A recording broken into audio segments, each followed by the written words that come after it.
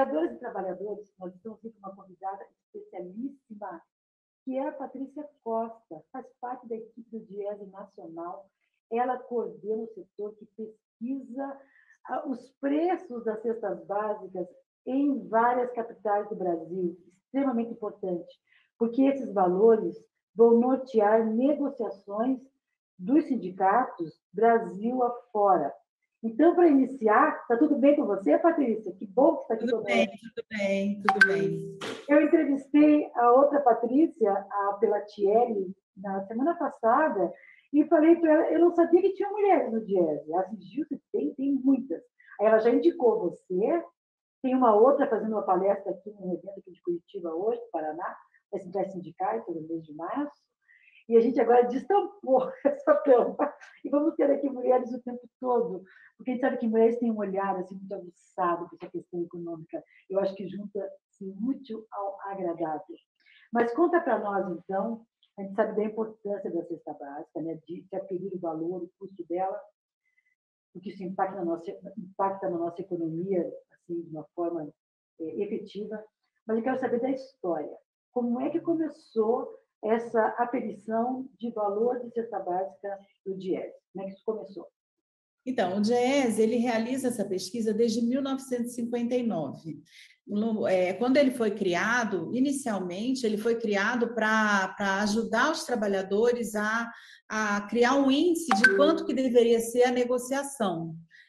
Na verdade, inicialmente, ele era um departamento de preços, né? Então, aos poucos, ele foi crescendo para assessorar os sindicatos em todas as negociações. Mas, na época, você tinha muita manipulação do índice oficial, então os trabalhadores queriam saber qual era a inflação real para poder reajustar seus salários. E aí ele começou a fazer o índice de custo de vida e a pesquisa da cesta básica. E conforme o Diese foi crescendo, então, essa pesquisa se espalhou pelas capitais. Hoje a gente tem, são 17 cidades que estão, que fazem a pesquisa, e aí a gente já chegou a ter essa pesquisa em 27 cidades, o que era na época de 2014, a gente tinha essa pesquisa nacional, e aí era muito importante, mas aí por conta de todas as mudanças, por questões financeiras, a gente hoje tem 17 cidades. Mas é uma pesquisa riquíssima, ela se baseia num decreto-lei, o único que fala em ração mínima ou cesta básica mínima para o trabalhador, é um decreto muito antigo, de 1938, mas é a única legislação que existe no Brasil sobre cesta básica. Super, ultra importante. Me diz uma coisa, como que vocês têm percebido ou de que forma a inflação tem impactado nas avaliações da cesta básica? Mas a minha outra pergunta antes dessa é, de quando em quando vocês atualizam esse custo? Até para depois eu entender, vamos fazer a primeira pergunta aqui. De quando em quando vocês atualizam o custo da cesta básica?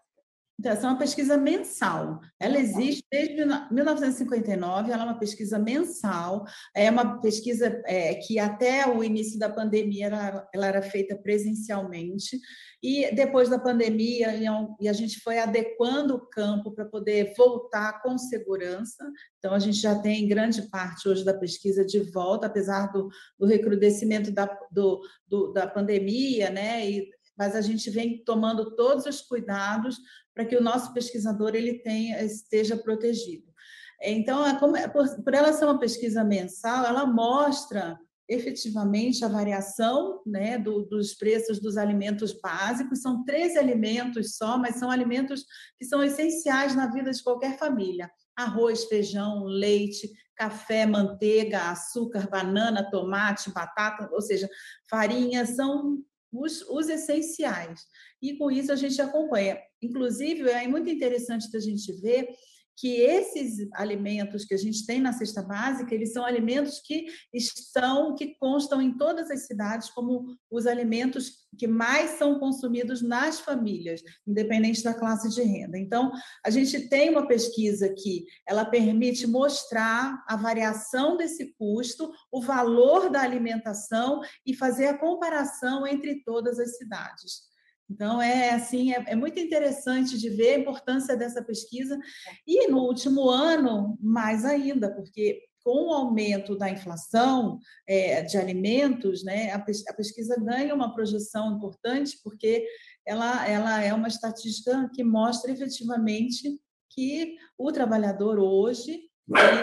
Não se preocupe, pode seguir, vai tranquila. E o trabalhador hoje, ele gasta muito do seu rendimento para comprar os alimentos, muito mais do que no início da pandemia. Eu entrevistei o Fausto Augusto, que é o coordenador, né, do Diário Nacional,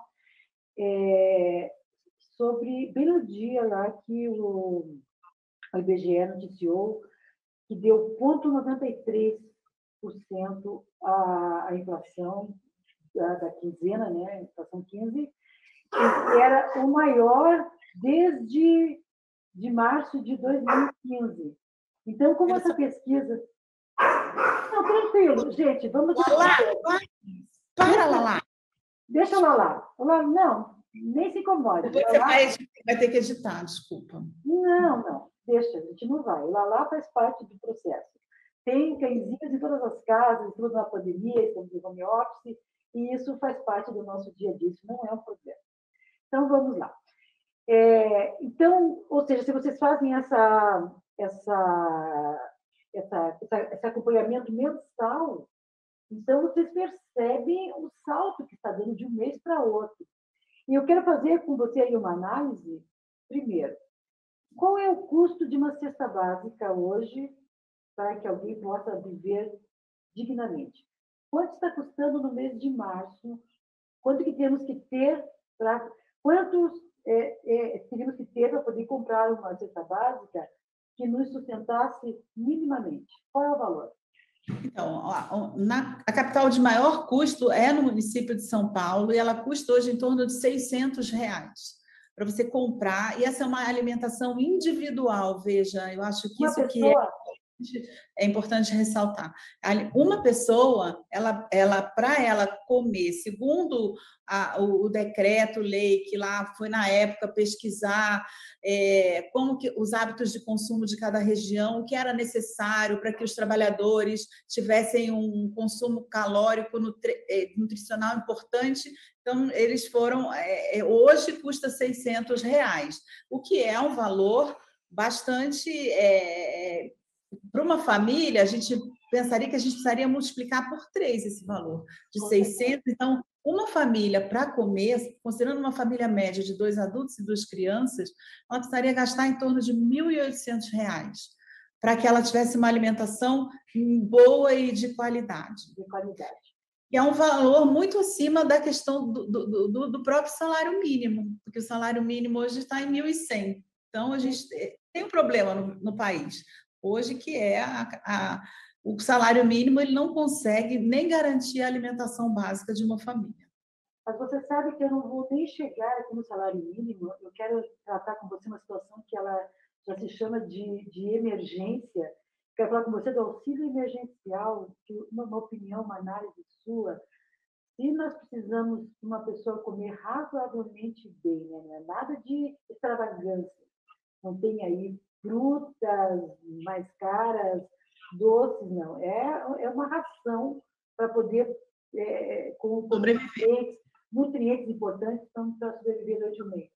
Então, quando a gente tem aqui um auxílio emergencial, que começa a ser pago agora em alguns dias do mês de abril, que o valor maior é 375 para mães, né, que são sustento de casa, mas a média é 1,775, daí para menos.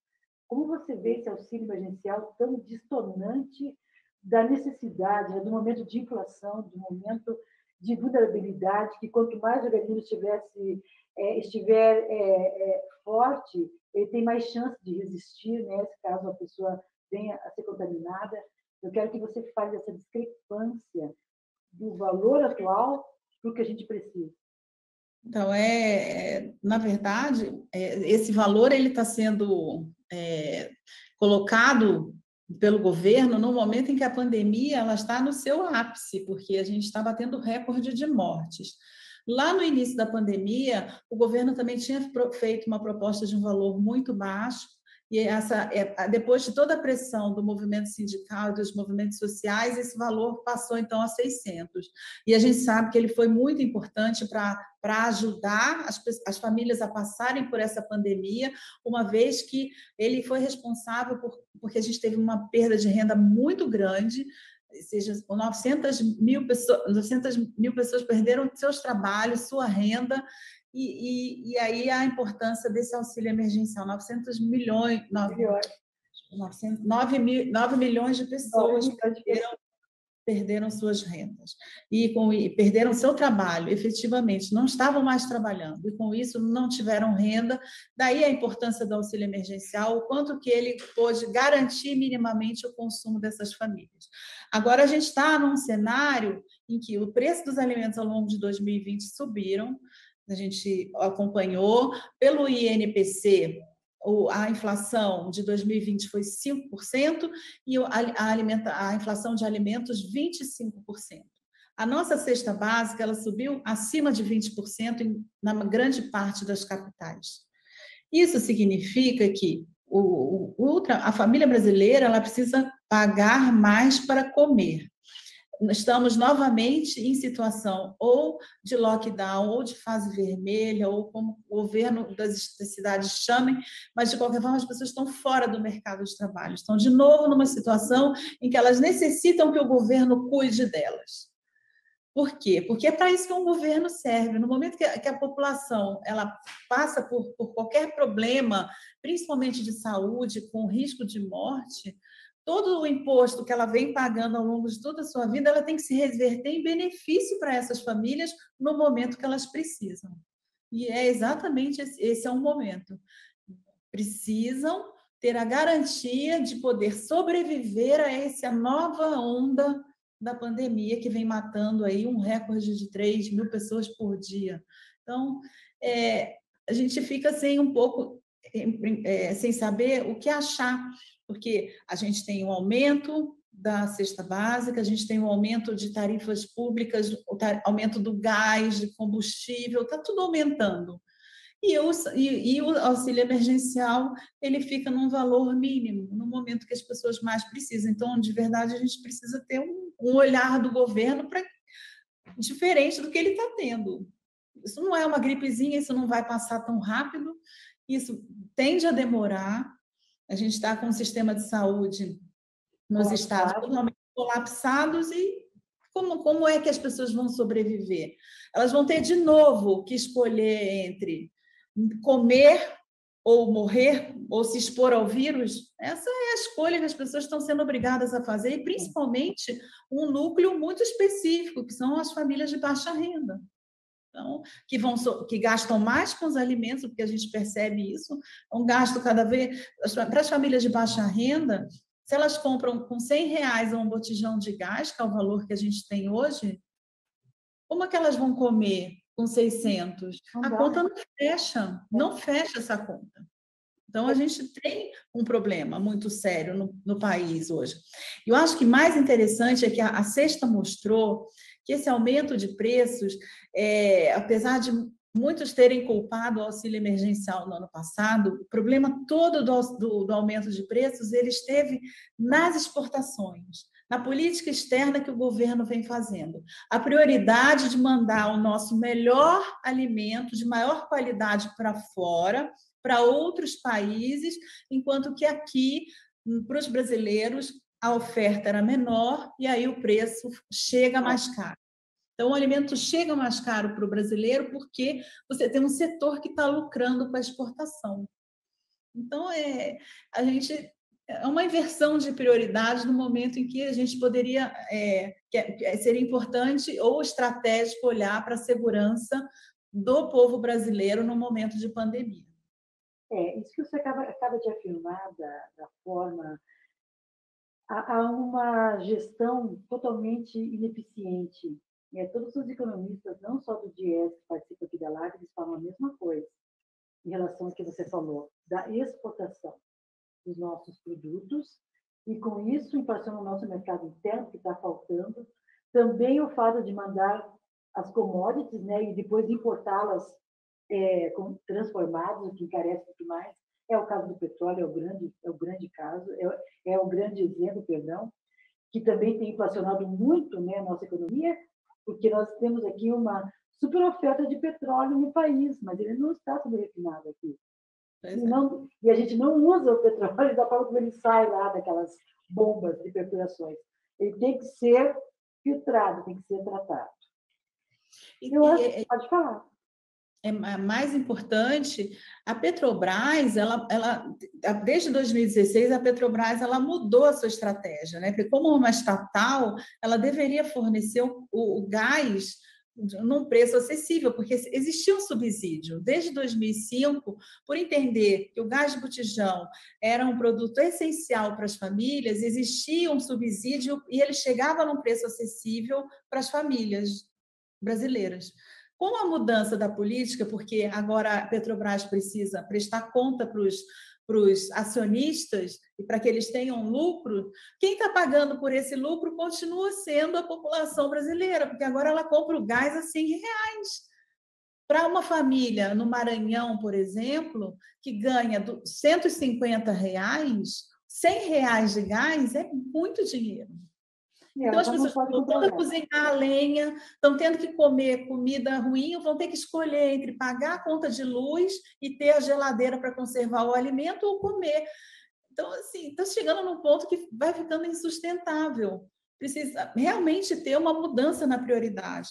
Acho que é importante a gente falar também, dos preços dos alimentos ainda, é a questão a gente tinha uma política de agricultura familiar que chegou a tirar o Brasil de uma situação de insegurança alimentar. Muitas famílias saíram dessa situação de insegurança para comer melhor.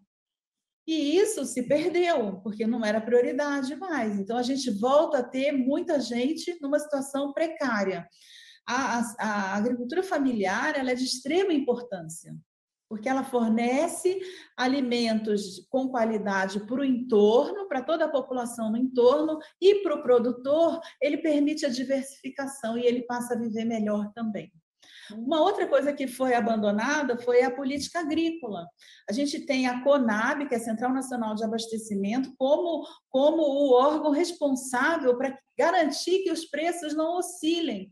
E todos os estoques reguladores da CONAB de arroz no ano passado, eles estavam vazios. Então, a CONAB foi incapaz de fazer qualquer tipo de intervenção no valor do arroz. Então, em 2020, o preço do arroz ele dobrou. Simplesmente. Sim. Então, assim, essa é a questão. Qual é a política que vai garantir o bem-estar para a população brasileira, que vai permitir que a população passe por isso, tendo renda, mantendo minimamente o nível de consumo, e isso vai até impedir que a economia mergulhe numa recessão. Porque se todo mundo compra e consome, você garante que haja minimamente um consumo, um investimento, emprego, renda. Então, assim, é um ciclo virtuoso que está sendo quebrado para um lucro momentâneo ou de uma estatal ou um lucro momentâneo de um setor do agronegócio, sendo que o resto do mundo inteiro está fechado, porque ninguém está exportando seus alimentos. Não. Quem exporta alimento no momento de crise, no momento de pandemia? Só o Brasil. Só o Brasil. O Brasil, ele virou, infelizmente, da pior forma possível, ele virou um caso a ser estudado, né, um case, nas maiores universidades do planeta, em cursos de economia, o que acontece é que não é algo normal. E o que os países, você, melhor que ninguém sabe, os blocos, foram divididos, né, nos países desenvolvidos, nos subdesenvolvidos, nos emergentes. Então, foi formado os BRICS, o Brasil, né, de 2002 para cá, 2004, alguma coisa assim, ele já estava fazendo, juntamente com a Índia, né, com a China, países que estavam ali tentando subir de patamar.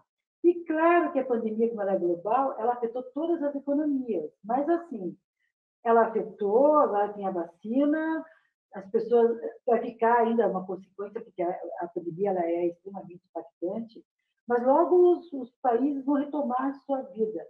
O Brasil, com o governo atual, porque o Brasil tem duas pandemias, né? Ele tem a pandemia do Covid e tem a pandemia do desgoverno. E com esse desgoverno, nós estamos voltando.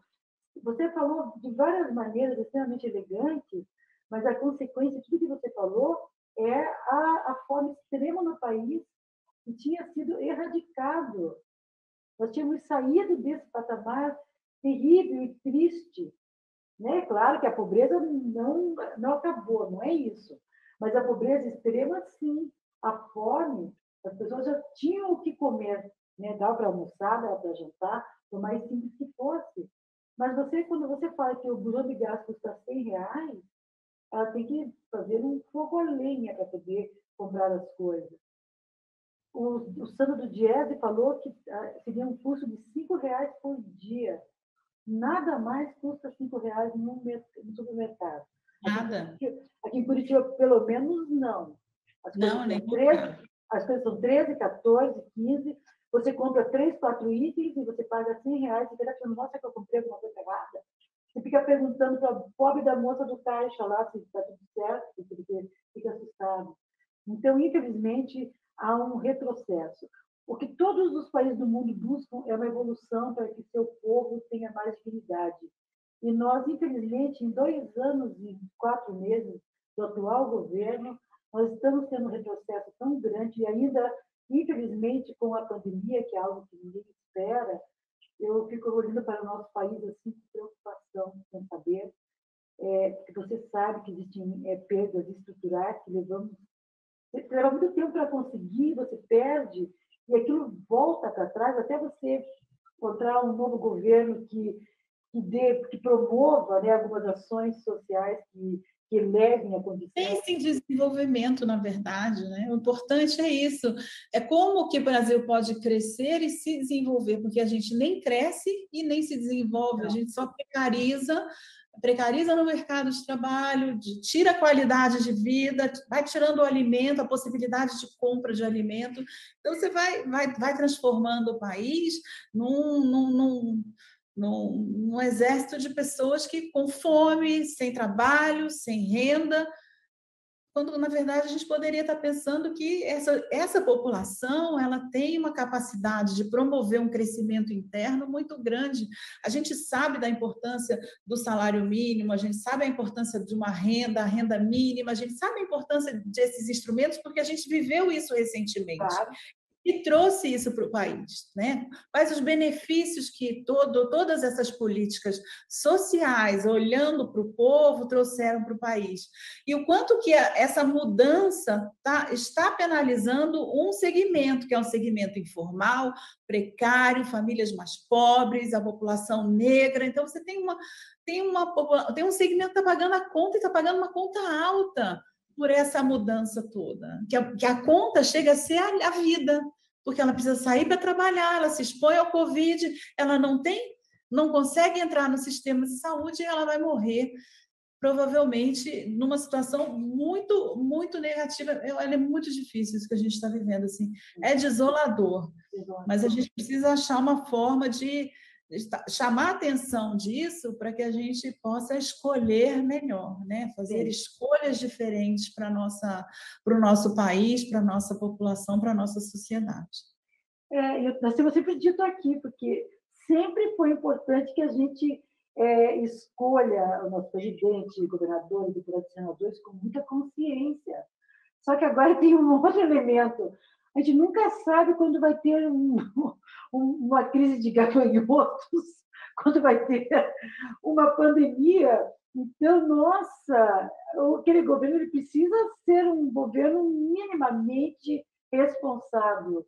Porque um governo irresponsável e uma pandemia global como essa, nossa, é muito sério. Então, a gente sempre tivemos que ter consciência, agora mais que nunca, que não sabemos essa pessoa que está lá no comando, ela vai coordenar toda uma situação que pode ter um terremoto, pode ter, sei lá, 1000 coisas. Quem esperava essa pandemia? Ninguém. E ela precisava, desde o início, um país como o nosso estava ter sido comprado essas vacinas, já no ano passado, em junho, julho. Você vê, um investimento em ciência teria feito que a nossa vacina nacional chegasse muito antes. Porque nós temos know-how, né, para isso. Mas eu acho que sim, a gente tem, porque saiu a nossa vacina, né? O Butantan fez a vacina. Então, assim, é uma questão mesmo de... eu acho que talvez sejam momentos muito aprendizados para mostrar mesmo que a gente precisa... O que é a prioridade? A prioridade é o desenvolvimento do Brasil. E o desenvolvimento do Brasil passa pelo bem-estar da nossa população.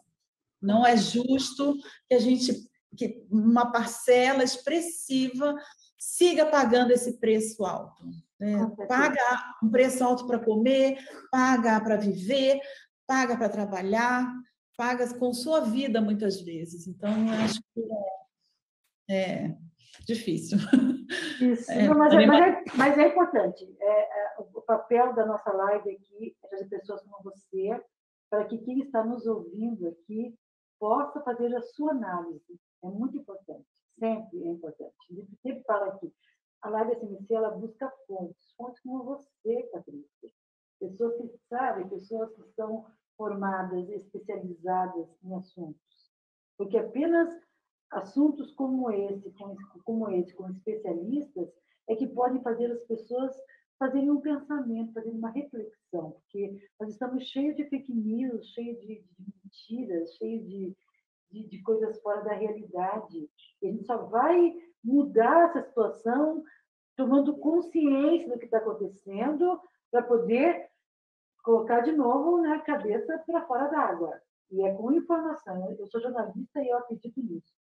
Você sabe, Gilce, que é muito ruim a gente ver preços dos alimentos, alguns preços caindo, mas não é porque você teve um acerto na oferta, mas é porque as pessoas já não têm mais dinheiro para comprar.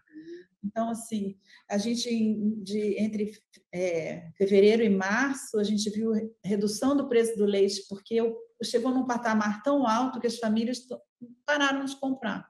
O óleo de soja também, que mudou, era R$2, R$3 uma lata de óleo, agora foi para 5, 6, também mudou, as pessoas estão tentando substituir com outras coisas que caibam no seu orçamento. Então, você começa a ver uma redução de preços e nada a se comemorar, porque isso significa que as pessoas estão com menos renda para poder comprar esses alimentos, estão deixando de comprar.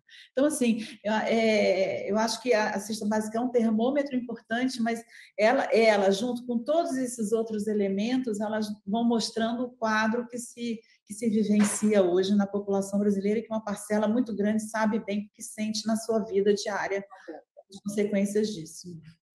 Querida, que tenha sido só o seu primeiro encontro aqui conosco, tá? Vamos nos encontrar mais vezes. Sua participação aqui ela é extremamente importante com essas informações. É impossível quem está nos ouvindo não fazer uma análise, porque isso está acontecendo com cada um de nós aqui. Isso não está falando de uma coisa absurda que ninguém conhece. Está falando do nosso dia a dia, do dia a dia de quem está lá no chão da fábrica, dos nossos guerreiros, trabalhadores e trabalhadoras. Um grande abraço. Outro grande para você e até o próximo encontro. Obrigada. Até a próxima. Muito obrigada, viu?